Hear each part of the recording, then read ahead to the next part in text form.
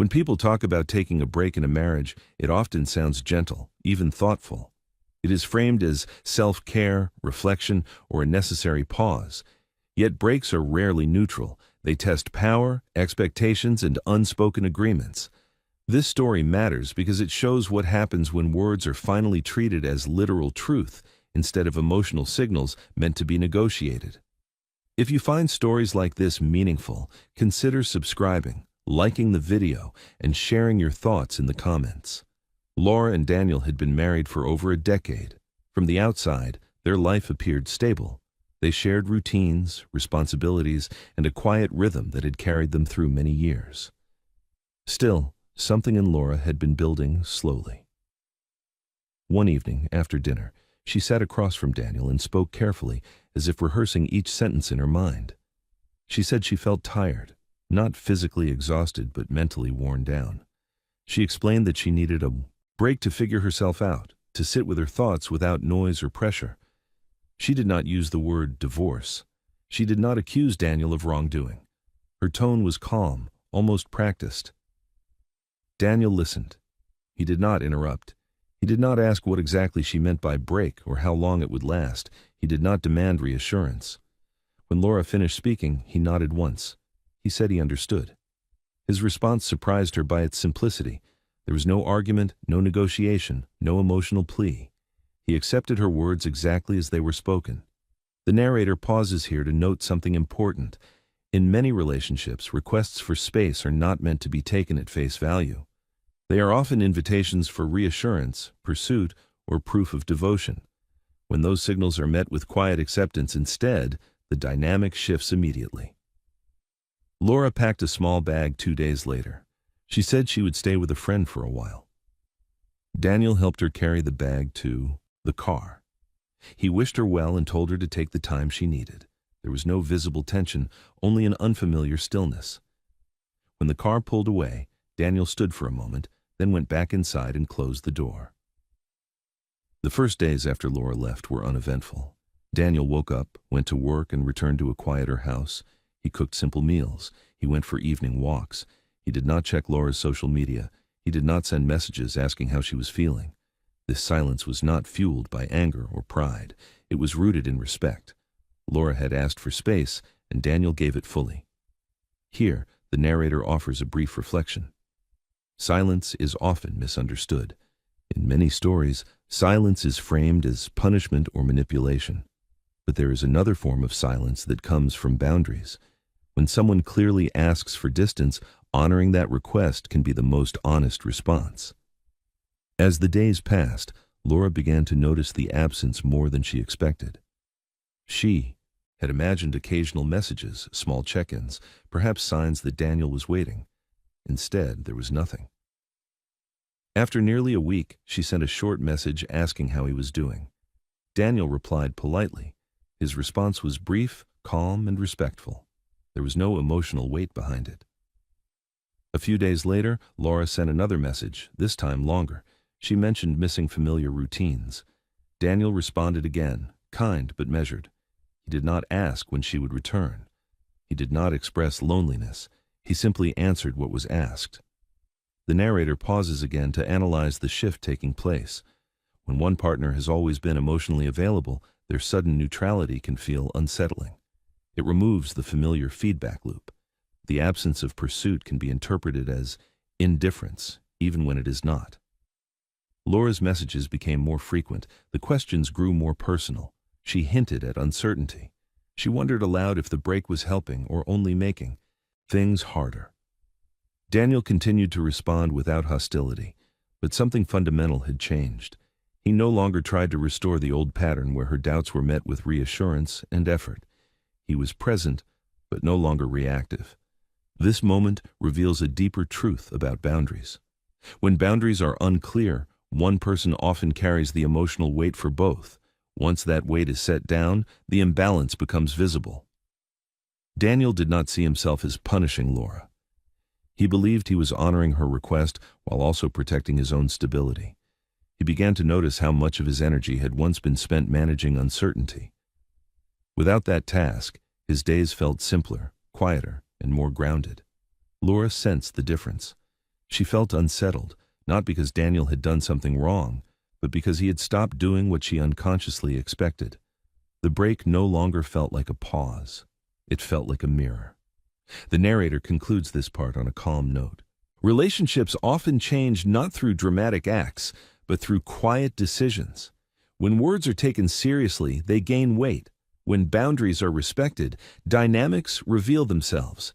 This story does not hinge on confrontation or revenge. It unfolds through restraint, clarity, and the subtle power of listening to what was actually said. At this point, both Laura and Daniel are standing in the reality created by their own choices, each processing the silence in very different ways. Silence has a way of revealing things that constant conversation can hide. When routine noise disappears, patterns become visible. In long relationships, those patterns often define who holds emotional control and who adapts around it. This part of the story matters because it shows how quickly certainty can shift when familiar roles are no longer performed. If you find stories like this meaningful, consider subscribing, liking the video, and sharing your thoughts in the comments. Laura's days away from home had begun with a sense of relief. The first morning felt lighter. There were no shared schedules, no quiet expectations waiting to be met. She told herself that this distance was necessary, even healthy. She filled her time with walks, conversations, and distractions meant to quiet her thoughts. Yet as the days passed, something unexpected crept in. The absence she had requested did not feel empowering. It felt unresolved. Daniel, meanwhile, adjusted to his new routine with deliberate calm. He reorganized parts of the house that had long been ignored. He changed small habits that once revolved around compromise. Evenings became predictable in a different way. He cooked for one, read before bed, and slept without interruption. There was a subtle sense of relief in not having to anticipate moods or interpret silences. For the first time in a long while, his emotional energy felt contained within his own boundaries. The narrator pauses to point out an important distinction. Distance does not automatically weaken attachment. Sometimes it clarifies it. When constant accommodation stops, both people are forced to confront what remains. Laura noticed the change through their brief exchanges. Daniel's replies were not cold, but they were unmistakably different. He answered questions directly, without elaboration. He did not ask follow-up questions. There were no emotional bridges built into his words. Each message ended cleanly, without inviting continuation. This unsettled her. In the past, Daniel had filled gaps quickly. He had offered reassurance before it was requested. Now, he allowed silence to exist between messages. Laura found herself rereading his responses, searching for tone, meaning, or hidden emotion. There was none. Only clarity. A week into the break, Laura suggested meeting for coffee. The message was casual, framed as friendly and low pressure. Daniel agreed, naming a time and place without hesitation. His response did not carry urgency or reluctance. It was neutral. When they met, the conversation stayed polite. They spoke about ordinary things. Laura mentioned how strange the days felt. Daniel listened, nodding occasionally, but he did not rush to interpret her feelings. He did not attempt to draw conclusions. When the meeting ended, he stood, wished her well, and left without lingering. The narrator observes that moments like this often feel unsettling, because they lack drama. There is no argument to resolve, no emotional spike to explain away. Instead, there is restraint. And restraint forces awareness. After that meeting, Laura's uncertainty deepened. She began to question what she had expected the break to achieve. She had imagined missing Daniel, but she had also imagined being missed. The second part was now unclear. The space she had requested was being honored fully, without negotiation. Daniel, on his side, reflected quietly. He noticed how little he felt compelled to explain himself. This absence of urgency was new. It did not come from detachment, but from acceptance. He had accepted that Laura wanted distance. He had also accepted that he no longer needed to perform emotional reassurance on demand. Here, the narrator offers analysis. In many relationships, emotional labor becomes invisible. One partner carries it consistently, while the other grows accustomed to its presence. When that labor stops, the change can feel abrupt, even threatening. Laura's messages shifted again. They became more reflective. She shared doubts, spoke about feeling disconnected, and hinted at confusion. Daniel responded with empathy, but not self-sacrifice. He acknowledged her feelings without positioning himself as the solution. This distinction mattered. Daniel was no longer trying to manage Laura's emotional state. He was allowing her to sit with it. The difference was subtle, but powerful. The tension between them was not loud. It lived in pauses, in unanswered expectations, and in the realization that old patterns were no longer guaranteed. Laura felt exposed in a way she had not anticipated. The break was revealing more than she had planned to examine. The narrator slows the pace here, emphasizing that transformation often begins quietly, not through confrontation, but through the removal of familiar comforts. When those comforts disappear, people are forced to face their own assumptions. As the week drew to a close, Laura found herself reconsidering the meaning of the break. It was no longer just about space, it was about consequences. Daniel had taken her words seriously, and in doing so, he had changed the emotional landscape between them. This part of the story ends at a moment of internal tension rather than action. Both individuals are adjusting to a new reality shaped not by arguments, but by restraint. The silence between them is no longer empty. It is full of awareness, and it lingers without resolution. Distance does more than separate people physically. Over time, it exposes assumptions that were never spoken aloud. This part of the story focuses on that exposure, the quiet moment when expectations collide with reality and neither person can pretend they did not notice. Laura began to feel restless. The break no longer felt temporary in the way she had imagined. Each day carried a faint sense of imbalance, as if something important had shifted without a clear explanation. She replayed past conversations in her mind, trying to locate the point where control had subtly slipped away. What unsettled her most was not Daniel's silence, but its consistency. He was no longer reacting, he was choosing. Daniel, meanwhile, noticed changes in himself that felt both unfamiliar and grounding. He was more attentive to his own needs. He made decisions without second-guessing how they might be received. This was not a withdrawal from the relationship, but a return to himself. He was still open to conversation, but no longer. Positioned himself as the emotional anchor holding everything together. The narrator pauses here to reflect on a common pattern. When one partner has long been the stabilizing force, their decision to step back often feels like abandonment, even when it is not. The stability was mistaken for obligation. Laura suggested meeting again, this time for a longer conversation. She said she wanted clarity. Daniel agreed. They chose a quiet place, neutral and familiar. When they sat down, Laura spoke first. She described feeling uncertain, disconnected, and unsure whether the break was helping. She asked Daniel how he felt. Daniel answered honestly, but without defensiveness. He said he had been using the time to reflect as well. He explained that he had realized how much of their relationship depended on him smoothing over discomfort. He said the space had helped him understand the importance of balance. Laura listened, but his words unsettled her. She had expected reassurance or an expression of longing. Instead, she heard calm reflection. Daniel was not asking her to come back. He was not presenting himself as incomplete without her. He was simply sharing his perspective. The narrator notes that this is often the moment when uncertainty intensifies. When reassurance is not offered, people are forced to confront their own expectations rather than relying on familiar responses. Laura asked whether Daniel still wanted the marriage. He said he valued what they had built, but also valued mutual respect and clarity. He explained that taking her request seriously had changed how he viewed their dynamic. He no longer wanted to return to patterns that left him feeling secondary to unspoken expectations. This conversation did not escalate into conflict. There were no raised voices. Instead, there was a steady exchange marked by restraint. Laura felt a growing discomfort, not because Daniel was unkind, but because he was no longer predictable. After they parted, Laura felt unsettled. The break had begun as a way to regain control over her own emotions. Now, it felt like she was losing control over the narrative she had assumed would unfold.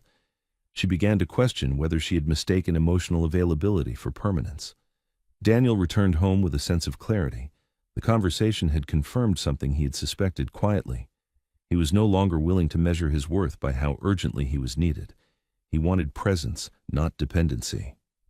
The narrator offers analysis at this point. When emotional roles shift, discomfort is inevitable. One person learns to stand without leaning. The other must decide whether they can meet that change honestly. In the days that followed, communication slowed again, not out of avoidance, but because neither felt compelled to fill the silence. Laura spent more time reflecting on her motivations. She recognized that her request for space had been made with expectations she had not fully acknowledged.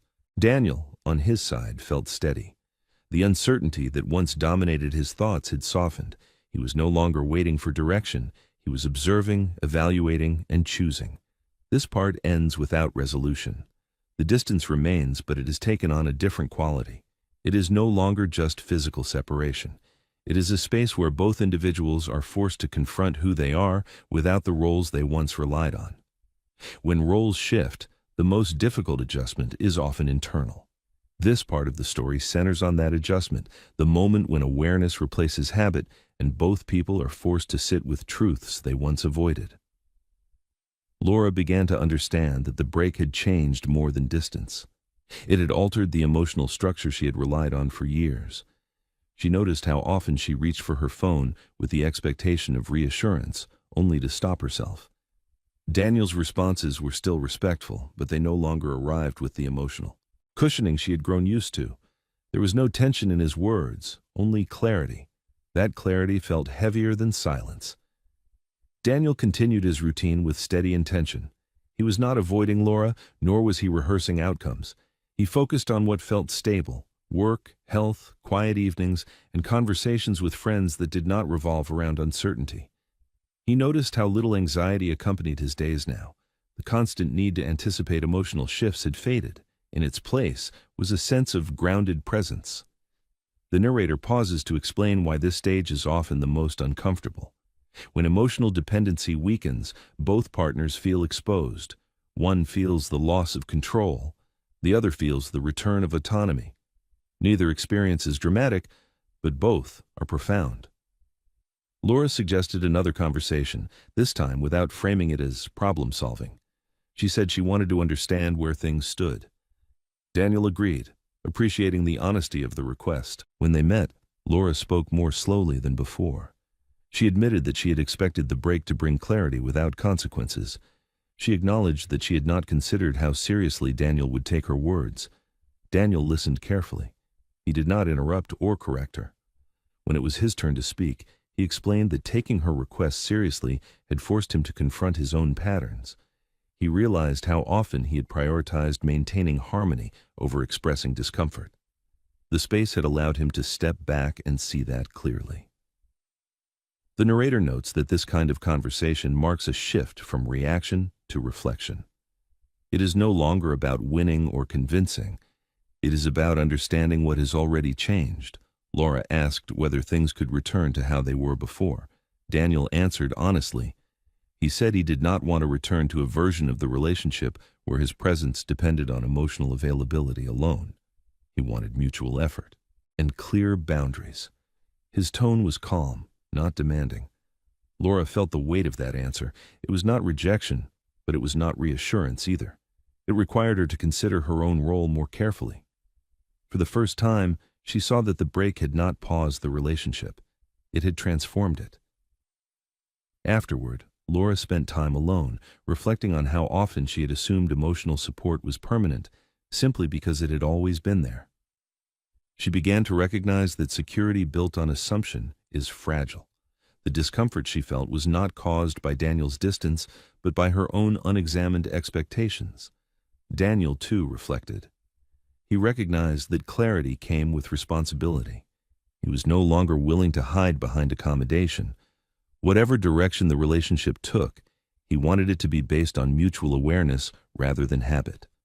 The narrator offers a final reflection for this part. Change rarely announces itself loudly. It arrives through quiet realizations and honest conversations. When both people stop performing their expected roles, what remains is truth, sometimes uncomfortable, sometimes liberating. This part ends with both Laura and Daniel standing in that truth. There is no argument, no dramatic decision, only a shared awareness that the relationship cannot continue unchanged.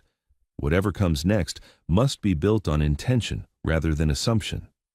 Clarity often arrives quietly, without a single defining moment. It settles in through reflection, through the steady acceptance of what can no longer be ignored. In the final part of this story, the focus is not on dramatic resolution, but on the consequences of honesty and the kind of closure that comes from self-respect rather than victory. After their last conversation, Laura stopped framing her thoughts around uncertainty and began looking at them with honesty. The break had given her time, but it had also revealed something uncomfortable. She had wanted space without risk. She had wanted distance without change. What she encountered instead was accountability. Daniel had not chased, demanded, or withdrawn in anger. He had simply listened and adjusted. That adjustment forced her to confront how much she had relied on his emotional availability without recognizing its cost. Daniel, on his side, felt a steady sense of resolve. The clarity he had gained did not make him indifferent. It made him deliberate. He understood that caring for someone did not require constant accommodation. He had learned that respect for another person must include respect for oneself. This realization did not harden him. It grounded him. The narrator pauses here to reflect on a broader truth. Many relationships falter not because of conflict, but because expectations remain unspoken. When one person finally acts on what is said instead of what is implied, the imbalance becomes visible. That visibility can feel threatening, but it is also honest. Laura reached out one final time, asking to talk without assumptions. When they met, the tone was different from before. There was no urgency, no testing of reactions. She acknowledged that the break had changed her understanding of the relationship. She admitted that she had expected Daniel to remain emotionally available, regardless of distance. Saying it out loud stripped the assumption of its power. Daniel responded with calm clarity. He said he cared about her, but he no longer wanted a relationship built on uncertainty or silent expectations. He explained that taking her words seriously had helped him recognize what he needed moving forward. He wanted mutual presence, not conditional closeness. This conversation did not end with raised voices or dramatic declarations. It ended with understanding. Both recognized that the relationship they had known could not simply resume as it was. The break had done its work. It had revealed boundaries that could not be unseen. The narrator offers a final analysis. Respect is not proven through pursuit. It is shown through consistency, clarity, and the willingness to accept consequences. When words are spoken, they carry weight. When they are honored, they reshape dynamics. Laura left the conversation with a quiet awareness of her own role. Daniel returned home with a sense of closure rooted in self-respect. There was no triumph in this ending, only resolution. The space that once felt ambiguous now had meaning. The story concludes with a simple truth. Relationships either grow through honesty or dissolve under the weight of unexamined expectations. When one person finally takes words seriously, the outcome is not punishment, it is clarity. If stories like this resonate with you, consider subscribing, liking the video, and sharing your thoughts in the comments.